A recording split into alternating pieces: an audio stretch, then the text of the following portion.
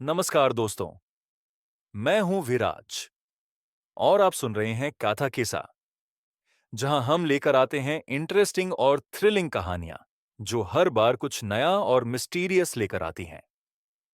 अगर आपको ऐसी स्टोरीज पसंद आती हैं, तो चैनल को सब्सक्राइब जरूर करें और अपने सुझाव या फीडबैक हमें कमेंट में दें, क्योंकि आपकी बातें ही हमें और बेहतर स्टोरीज लाने के लिए मोटिवेट करती हैं। तो चलिए शुरू करते हैं आज की कहानी। लापता डायरी। दिल्ली की सर्द सुबह थी। धुंध ने पूरे शहर को एक रहस्य की चादर में लपेट रखा था। सड़क पर चलती गाड़ियां बस परछाई सी लग रही थीं। निधि खिड़की के पास खड़ी थी, हाथ में कॉफी का मग, आंखों में बेचैनी। कॉफी की भाप उसके चेहरे से टकराकर ऊपर उठ रही थी, पर उसके मन में जो सवाल थे वो कहीं नहीं जा रहे थे। 3 दिन पहले उसके कॉलेज के दोस्त आरव की मौत की खबर आई थी। पुलिस ने कहा था, it was just an accident. Aarav कोई लापरवाह इंसान नहीं था। वो सब कुछ सोच समझकर करता था। ऑर्गेनाइज्ड, फोकस्ड और हमेशा सच के लिए लड़ने वाला। वो अक्सर कहा करता था, अगर सच सामने नहीं आ रहा तो कोई उसे छिपा रहा है। निधि और आरव की जान पहचान कॉलेज के दिनों से थी। पहले दोस्ती हुई, फिर शायद दोस्ती से थोड़ा ज्यादा, पर वक्त ने दोनों को अलग रास्तों पर डाल दिया। आरव एक सोशल एक्टिविस्ट बन गया और निधि ने जर्नलिज्म चुना। पिछले कुछ महीनों से वो बिल्डर स्कैम को लेकर काम कर रहा था। निधि को याद है, 2 हफ्ते पहले उसकी कॉल आई थी। आरव ने कहा था, मेरे पास कुछ बड़ा सबूत है, बस कंफर्म होते ही तुम्हें बताऊंगा। लेकिन वो कॉल उसकी आखिरी कॉल बन गई। अब जब सब लोग उसकी मौत को एक्सीडेंट कह रहे थे, निधि को इस बात पर यकीन नहीं हो रहा था। उसने ठान लिया, वो सच्चाई का पता लगाकर ही रहेगी। निधि ने तय किया कि वो आरव के घर जाएगी। वो अपने पुराने स्कूटी पर निकली। ठंडी हवा के बीच लाजपत नगर की तंग गलियों से गुजरती हुई वो उस बिल्डिंग के सामने पहुंची जहां आरव रहता था। पुरानी बिल्डिंग थी, दीवारों पर पेंट उखड़ा हुआ, सीढ़ियां टूटी फूटी और दरवाजे के पास सूखे पत्तों का ढेर। निधि ने धीरे से डोरबेल दबाई। कुछ सेकंड बाद दरवाजा खुला। सामने आरव के पिता खड़े थे, बूढ़े, थके हुए और उनकी आंखों में गहरी उदासी थी। उन्होंने बस इतना कहा, अरे निधि, आओ बेटा, अंदर आओ। वो अंदर गई। कमरे में अजीब सन्नाटा था। टेबल पर कुछ कागज बिखरे हुए थे, सारा सामान बिखरा हुआ था। निधि ने धीरे से पूछा, अंकल, ये सब बिखरा क्यों है? आरव के पिता ने गहरी सांस ली और धीमे स्वर में बोले, पुलिस आई थी बेटा, सब ले गई। आरव के लैपटॉप से लेकर उसके सारे पेपर्स तक, सब कुछ। थोड़ा रुककर उन्होंने कहा, बस ये एक डायरी मिली, शायद अलमारी के नीचे गिरी रह गई थी। शायद इसमें कुछ लिखा हो जो समझ में आए। निधि ने डायरी हाथ में ली और खोली।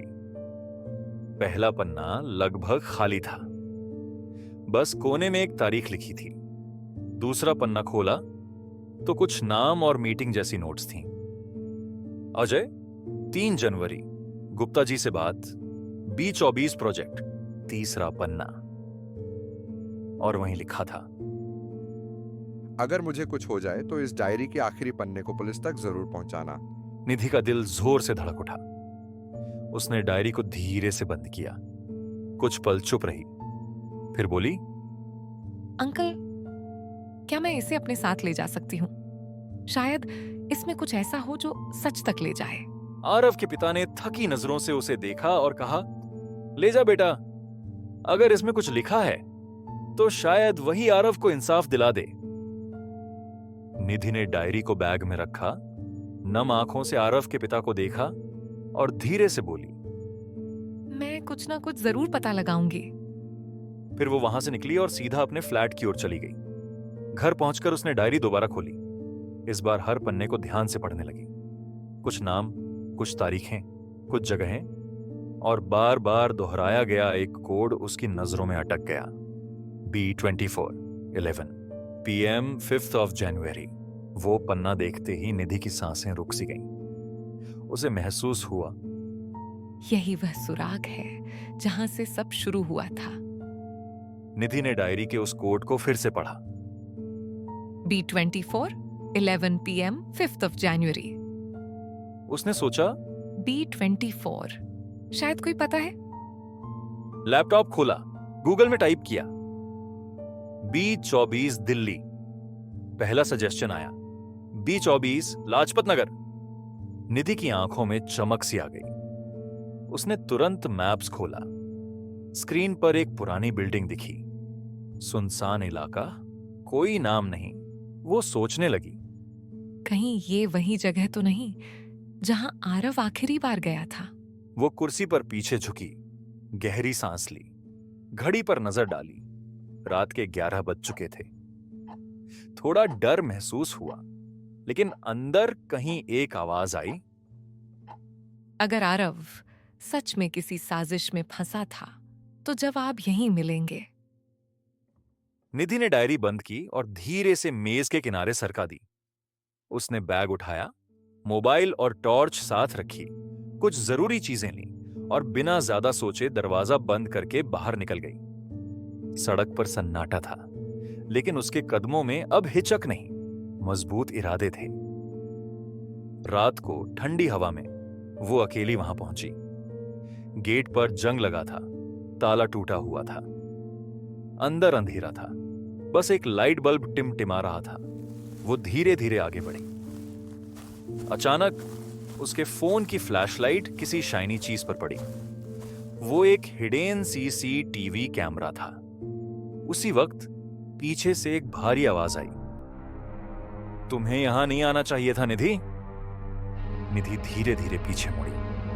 एक आदमी खड़ा था, काले कपड़ों में, चेहरा मास्क से ढका हुआ। निधि ने घबराकर कहा, तुम कौन हो? वो आदमी धीरे से बोला, वही जिसने आरव को रोका था। आरव को सब पता चल गया था, बिल्डर, MLA और पुलिस का नक्सस। लेकिन लगता है अब तुम भी बहुत कुछ जान चुकी हो। निधि पीछे हटते हुए बोली, मैं किसी को नहीं छोड़ूंगी, सबको एक्सपोज कर दूंगी। उसने जेब से फोन निकाला, लेकिन आदमी ने झपट्टा मारा और फोन नीचे गिर पड़ा। लाइट टिमटिमा उठी और फिर अंधेरा छा गया। अगली सुबह टीवी पर ब्रेकिंग न्यूज चल रही थी। Famous journalist Nidhi Sharma missing since last night. Police suspect she might have left the city. पड़ोसी इकट्ठा थे, रिपोर्टर बाहर खड़े। पुलिस ने दरवाजा तोड़ा। अंदर सब कुछ जस का तस था। टेबल पर एक बंद डायरी पड़ी थी, वही आरव की डायरी। उसके आखिरी पन्ने पर लिखा था, अगर कोई ये पढ़ रहा है तो B24 के CCTV फुटेज में सच्चाई छिपी है। जांच शुरू हुई, पर कोई सुराग नहीं मिला।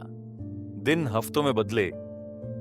लोगों ने कहा, शायद निधि भी किसी बड़े खेल का शिकार हो गई। एक हफ्ता बाद दिल्ली क्राइम ब्रांच के साइबर सेल को एक अनोनिमस ईमेल मिला। सब्जेक्ट लाइन थी, ट्रूथ अबाउट B24।